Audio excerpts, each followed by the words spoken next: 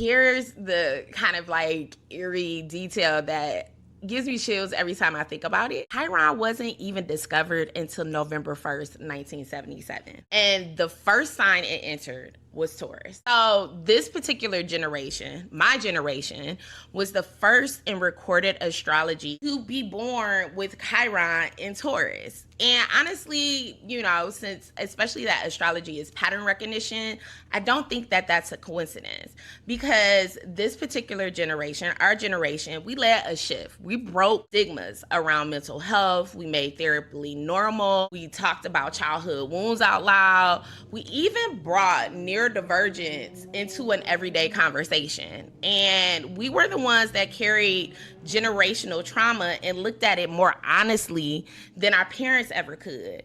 And a lot of us, especially in Black families, were the first to go to college, the first to hit certain milestones.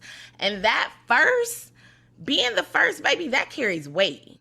We got handed roles before we ever often really found out who we were. A lot of us became the family savior, the one who made it, the proof that, honey, the sacrifice was worth something. And our own dreams, our own private selves, never sometimes really fit into that story because we had no example of just being ourselves without feeling responsible for the weight of the family generation and everybody else.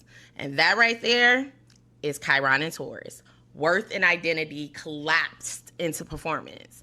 We measured ourselves by how much we produce, how much we sacrifice, how much success we can show, and let material security stand in for who we actually were underneath it all. With this transit, the body becomes everything because Taurus is an earth sign and it lives in the senses. It's the physical, Chiron rather, in Taurus invites you to actually heal through your body, not just your mind, because the wound of worthiness really lives in the body.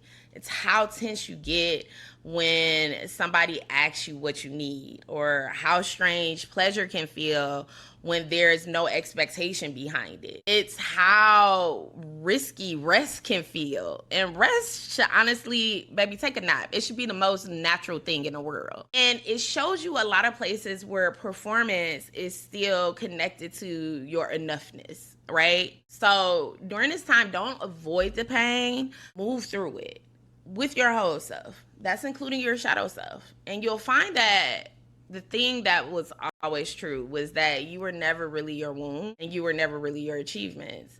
You have actually just been the healer, the main character all the time.